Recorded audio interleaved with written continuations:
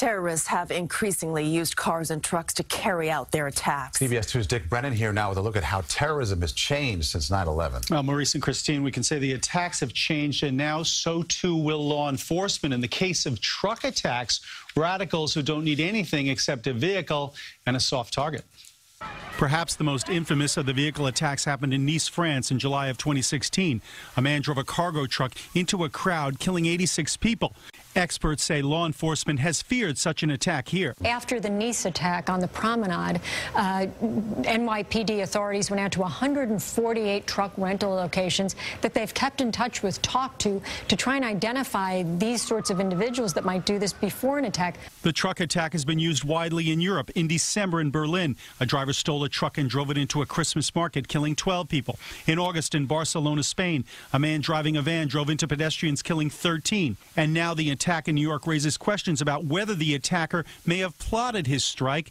CBSN terror expert Paul Viola says he did. He picked it carefully because it's 3 o'clock in the afternoon.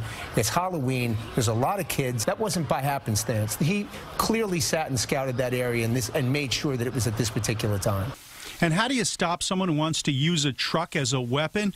Well, experts say the rental truck process could now change. We're going to have to really examine if we're going to do something differently going forward when it relates to somebody that's renting a truck. But regardless, preventing this kind of attack can be very difficult. We've gotten better over the years at protecting large pedestrian areas. You know, think about the area around the 9/11 memorial. We can protect a sort of discrete area, but the West Side Highway, which runs the entire length of Manhattan, and that bike path, are near impossible to protect. And so people are vulnerable when they're there.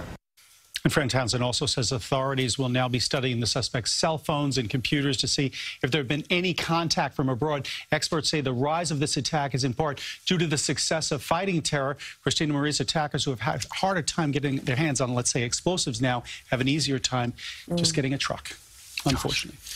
High stakes cat and mouse, just life and death here. Dick, thank you. And we want you to stay with CBS 2 for continuing coverage on today's attack. And remember, you can find updated information anytime, anywhere at cbsnewyork.com.